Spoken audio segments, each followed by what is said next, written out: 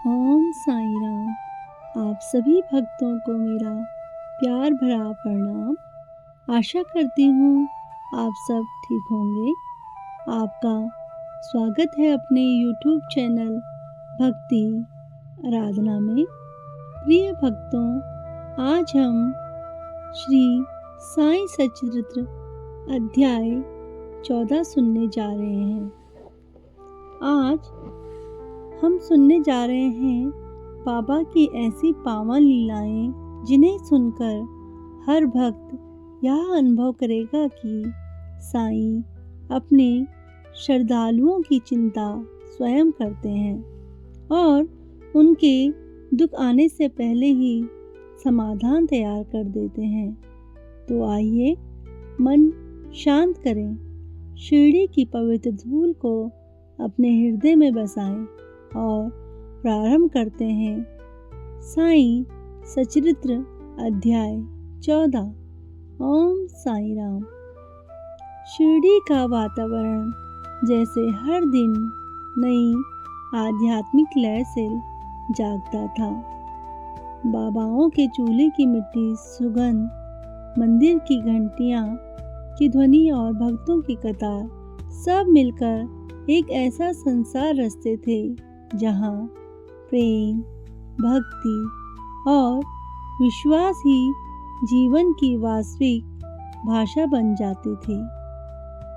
बाबा का सीधा संदेश था, श्रद्धा रख, सबरी रख, मैं यही हूँ।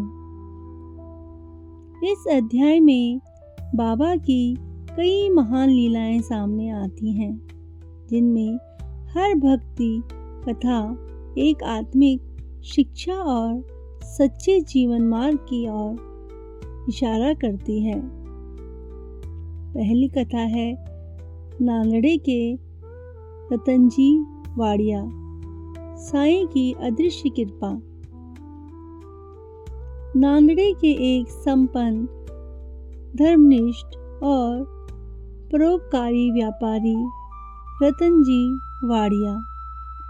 धन संपन्नता तो थी, लेकिन मन में एक ऐसा खालीपन जिसे सबसे ज़्यादा महसूस वही कर सकता है जिसके पास सब कुछ हो लेकिन हृदय को पूर्ण शांति ना मिले। वाड़िया जी की सबसे बड़ी चिंता थी, मेरे पास तो सब है पर संतान नहीं है। शायद यह मेरा दुर्भाग्य है। उन्हें कोई शिविर, कोई पूजा, कोई यज्ञ, कोई तीर्थ यात्रा अधूरी ना छोड़ी, लेकिन मन का दर्द घटने की जगह बढ़ता गया। उसी समय एक संत ने उनसे कहा, जिसे तू ढूंढ रहा है वह शिरडी में बैठा है, उसके सामने जाकर अपना मन खोल दे। वाड़िया जी शिरडी पहुँचे। मस्जिद में प्रवेश करते ही बाबा ने बिना किसी भूमिका के कहा, अरे मैंने तो तेरी मनोकामना पहले ही पूरी कर दी है, अब और क्यों परेशान। रतन जी चौंक गए। उन्होंने अभी तक मनोकामना बताई भी नहीं थी। बाबा ने शांत स्वर में कहा, तू अपने घर जा, चीजें बदल चुकी हैं। अल्लाह का घर खाली नहीं छोड़ता। शिरडी छोड़कर वे घर पहुँचे और जैसे चमत्कार उनकी पत्नी गर्भवती थी। उस दिन रतन जी की आंखों से बेआवाज आंसू बह रहे थे। उन्होंने मन में कहा, बाबा बिना कहे भी आप सब सुन लेते हैं। ओम साईं राम।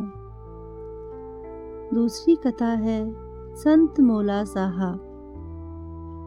एक और महान आत्मा संत मौला साहब बाबा के प्रति अत्यंत श्रद्धा रखते थे। शिरडी आए तो कहाँ कहाँ जाएंगे, कौन किस संत के मन को पढ़ सकता है, लेकिन बाबा सब जानते थे। मौला साहब ने बाबा को नमस्कार किया। बाबा बोले, आज तो मेरे हाथ में मिठास आ गई। मौला, तू आया है ना? भीड़ में से किसी ने कहा, मौला साहब भी ज्ञान योग में बहुत आगे हैं। बाबा मुस्कुराए और बोले, ज्ञान तो नदी की धारा है, पर प्रेम समुद्र है। प्रेम के बिना सब ज्ञान सूखा है। मौला साहब ने बाबा के चरण स्पर्श करते हुए कहा, मेरे लिए यह प्रमाण काफी है कि आप पर तत्व रूप है। जो ईश्वर को जान ले वही सब जान लेता है। उसी दिन मौला साहब बाबा को दंडवत करते करते बोले, आज का दिन मेरी जन्म सफलता है। जय साईं राम।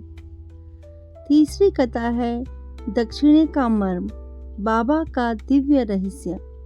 बाबा दक्षिणा लेते थे। ये बात कुछ लोगों के लिए अजीब थी, कुछ आलोचना करते थे, लेकिन बाबा का हर कर्म प्रतीक और गहरी शिक्षा से भरा था। एक दिन बाबा ने श्रद्धालुओं से दक्षिणा मांगी। किसी ने 2 रुपए, किसी ने 5 रुपए, किसी ने 10 रुपए। महसूस होता था कि बाबा की मांग अलग अलग क्यों है। बाबा बोले, मैं रुपए नहीं, तुम्हारे भीतर की कमियां ले रहा हूँ। फिर समझाया, मांग प्रतीक 2 रुपए यानी श्रद्धा और सबरी, 5 रुपए यानी 5 इंद्रियों का नियंत्रण, 10 रुपए यानी 10 गुणों का त्याग, जैसे क्रोध, ईर्ष्या, लोभ आदि, 20 रुपए यानी मन की अस्थिरता त्यागना, 30 रुपए यानी जीवन में समर्पण। किसी ने बाबा से पूछा, यदि पैसों की आवश्यकता नहीं तो दक्षिणा क्यों? बाबा बोले, जो शिष्य छोड़ नहीं सकता वही शिष्य को बांधता है। जब वह उसे छोड़ देता है मैं उसे पकड़ लेता हूँ। ओम साईं राम। चौथी कथा है गणपत राव बोडस जी की। शिरडी के भक्तों में एक नाम बड़े सम्मान से लिया जाता है, गृहस्थ ब्राह्मण गणपत राव बोडस। वे बचपन से अत्यंत बुद्धिमान थे। शास्त्रों, पुराणों, वेद साहित्य और योग शास्त्र का उन्हें अद्भुत ज्ञान था। लोग उनसे धार्मिक मार्गदर्शन लेने आते थे और हर चर्चा गहरी प्रभावशाली होती थी। ज्ञान में वे जितने प्रखर, व्यवहार में उतने ही विनम्र दिखाई देते थे, परंतु मन की गहराइयों में एक गुप्त तत्व छिपा था। मैं, यह अहंकार जैसा नहीं, किंतु अपनी विद्वता के भीतर छिपा आत्मसम्मान कि लोग उनकी विद्वता को पहचाने, सम्मान दें, उनकी आध्यात्मिकता की प्रशंसा करें। फिर शिरडी के बारे में सुनकर उनके भीतर इच्छा जागी, यदि मुझे कोई सच्चा गुरु मिल सकता है तो वह वही साईं बाबा है। वे शिरडी पहुँचे। पहली बार बाबा को देखते ही उनके शरीर में सिहरन दौड़ गई। ऐसा लगा मानो सत्य के स्रोत को पहचान लिया हो। उन्होंने बाबा के चरणों में प्रणाम किया और मन ही मन कहा, आज से आप मेरे गुरु हैं, मैं आपकी शरण हूँ। बाबा ने उनकी ओर देखा भी नहीं। कोई वचन नहीं, कोई आशीर्वाद नहीं, कोई विशेष प्रतिक्रिया नहीं। गणपत राव चकित रह गए। क्या बाबा ने मेरी भक्ति को स्वीकार नहीं किया?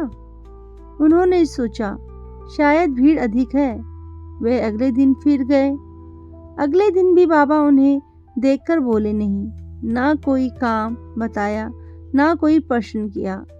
वे चुपचाप बैठकर सब देखते रहे।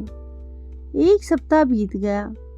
गणपत राव के मन में एक नया विचार जन्मा। क्या बाबा मुझे महत्व नहीं देते?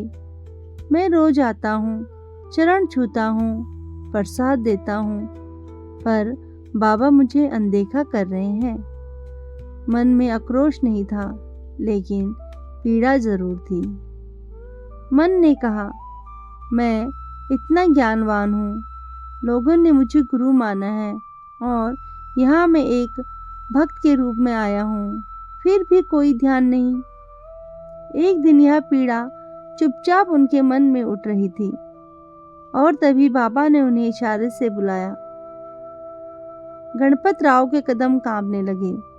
वे भावविहीन होकर उनके पास पहुंचे। बाबा ने सीधे कहा, बोडस, तू मुझसे क्या चाहता है? यह प्रश्न सीधा हृदय में उतर गया। गणपत राव ने कांपती आवाज में कहा, बाबा, आपकी कृपा चाहिए, आपकी स्वीकृति, आपका प्रेम। बाबा ने मुस्कुराकर कहा, स्वीकृति, प्रेम? अध्यात्म व्यवहार नहीं है। यहाँ सौदा नहीं होता कि तू भक्ति दे और मैं महिमा दूं। यह प्रेम है, यहाँ समर्पण चाहिए, पहचान नहीं। बाबा आगे बोले, गुरु के पास ज्ञान लेकर आया है, काम तब बनेगा जब ज्ञान छोड़कर आएगा। गणपत राव स्तंभ थे। उन्होंने धीरे से पूछा, बाबा, ज्ञान छोड़कर कैसे जिया जाए? ज्ञान तो मेरा जीवन है। बाबा बोले, ज्ञान अच्छा है, पर जब ज्ञान अहंकार बन जाए तब वह बांधा बनता है। तू सोचता है मैं पढ़ा लिखा हूँ, मैं जानवर हूँ।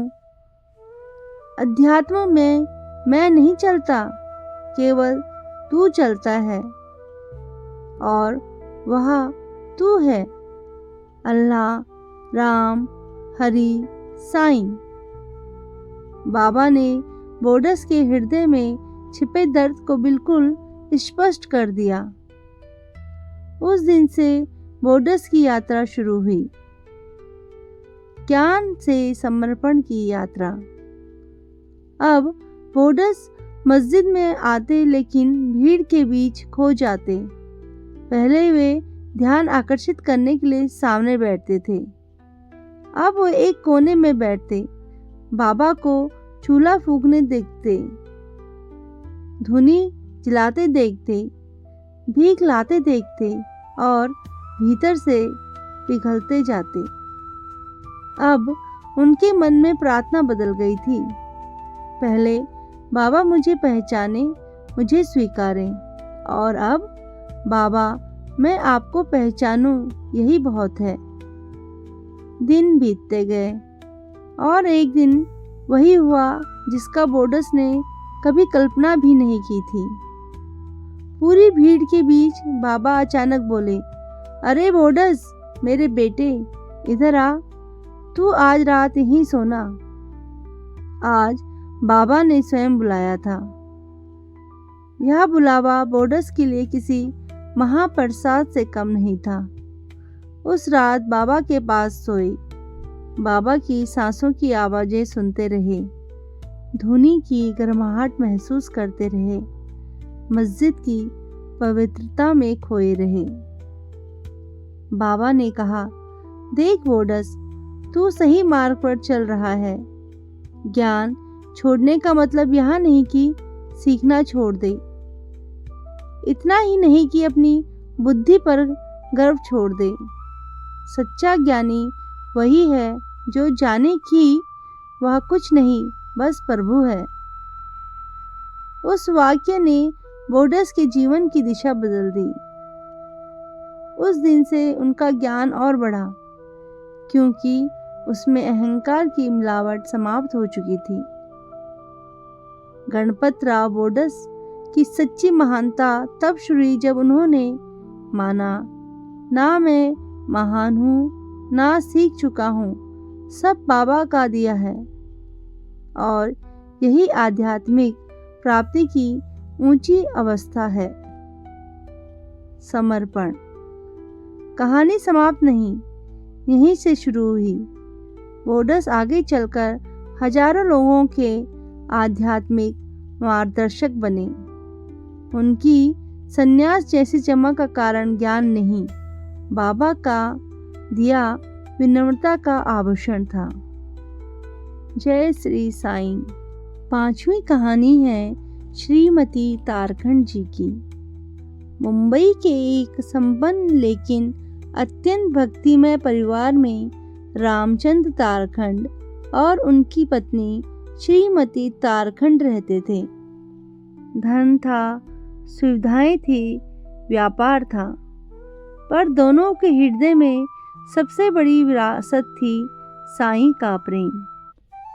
वे बाबा को माता पिता, गुरु और भगवान तीनों रूपों में मानते थे। जब दोनों शिरडी आते, बाबा का रूप एक संत से अधिक घर के बुजुर्ग जैसा हो जाता था।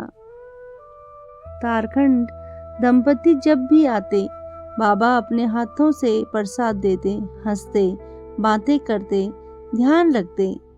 भक्त तो हजारों आते थे, पर बाबा के मन में उनके लिए एक विशेष स्थान था, क्योंकि उनका प्रेम शुद्ध था।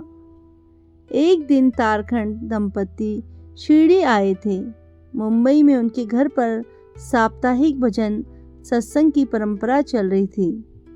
उस दिन भी उनके घर भक्त गायन, वादन और पूजा में व्यस्त थे। अचानक क्या हुआ, पूरे घर की बिजली चली गई, अंधेरा छा गया, भजन ठहर गया, लोग असहज हो गए। किसी ने सुझाव दिया, चलो मोमबत्तियां जलाते हैं। किसी ने कहा, जनरेटर चलाओ। पर जब सत्संग के बीच ऐसा व्यवधान आता है, घर के सभी लोग मन से परेशान हो जाते हैं। और उस समय मन में पहला नाम उठा, बाबा। अब देखते हैं शिरडी में उस समय क्या हो रहा था। उसी समय बाबा मस्जिद में चूल्हे के पास बैठे थे। ना कोई बातचीत, ना शब्द, बस पूर्ण ध्यान। फिर अचानक उठे, एक लकड़ी उठाई और चूल्हे में जोर से डाली। कपड़े पर भी लिखा शब्द था।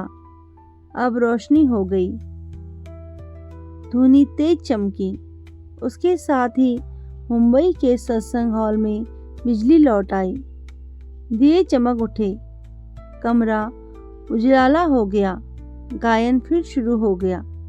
लोग दंग रह गए। सबकी जुबां पर एक ही बात, बाबा ने शिरडी से प्रकाश भेजा है। और उधर शिरडी में बाबा शांत बैठे बोले, तारखंड का घर अंधेरे में क्यों हो? उनके घर में मेरा नाम जप किया जाता है। जहाँ मेरा नाम है, वहाँ अंधेरा कैसे टिकेगा? यह सुनकर तारखंड दंपति के आंसू बह निकले।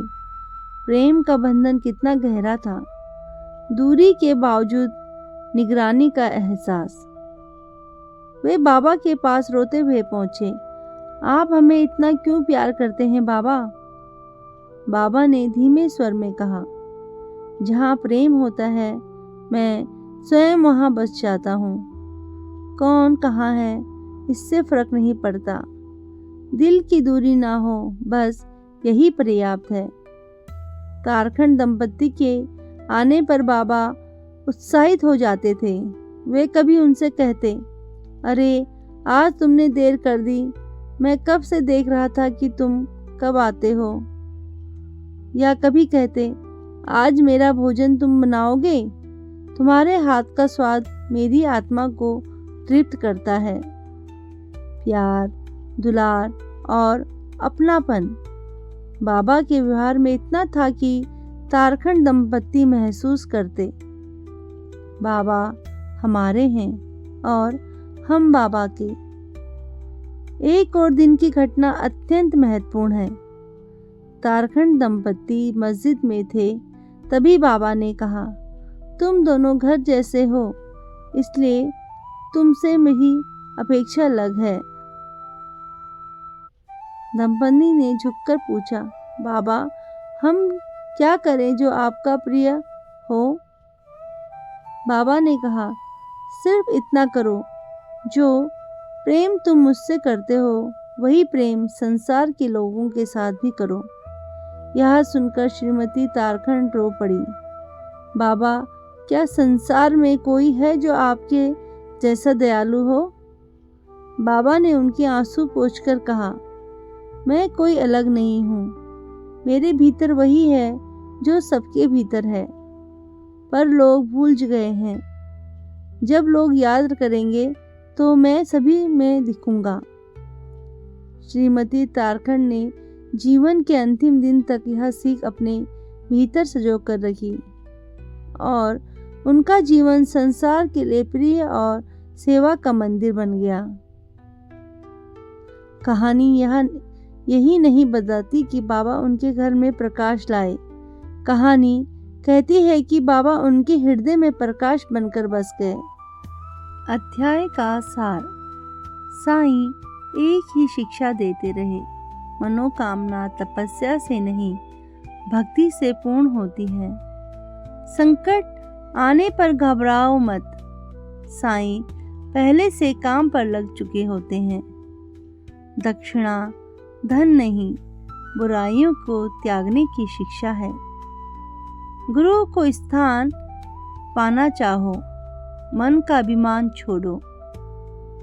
प्रेम सबसे बड़ा साधन है, जिसमें प्रेम है उसमें साईं है। बाबा का वचन शाश्वत है, तू चल मैं तेरे पीछे हूँ, तू रुक मैं तेरा सहारा बनूंगा, तू गिर मैं तुझे उठा लूंगा, तू पुकार मैं पहुंच जाऊंगा। ओम साईं राम, ओम साईं राम। प्रिय भक्तों, आज आपने सुना साईं सच्चरित्र अध्याय 14, जहाँ रतनजी वाडिया, मौला साहब, गणपत राव बोर्ड्स, श्रीमती तारखंड और दक्षिणा के मर्म के माध्यम से बाबा ने यही दिखाया कि जिन्हें साईं मिल जाएं, उन्हें चिंता करने की आवश्यकता नहीं रहती। प्रिय भक्तों, अगर आपको यह अध्याय पसंद आया हो तो कृपया वीडियो को लाइक करें और सभी साईं भक्तों को शेयर करें और चैनल को सब्सक्राइब करना ना भूलें, ताकि साईं की कृपा और लीलाएं पूरे विश्व के भक्तों तक पहुंच सकें। ओम साईं राम। प्रिय भक्तों, यहाँ पर मैं आपको साईं सच्चिदानंद किताब की फ़ोटो भी दे रही हूँ, अध्याय 14 की। आप इसे भी ध्यानपूर्वक पढ़ लें। इसके पढ़ने से आपके सभी कष्ट दूर होंगे और सभी मनोकामनाएं पूर्ण होंगी। मिलते हैं अगले अध्याय में बहुत जल्द। तब तक आप सभी को मेरी तरफ से शुभ रात्रि। साईं कृपा सदा आप लोगों के साथ रहे। ओम साईं राम, ओम साईं राम। अपने सभी भक्तों पे कृपा दृष्टि बनाए रखना भगवान।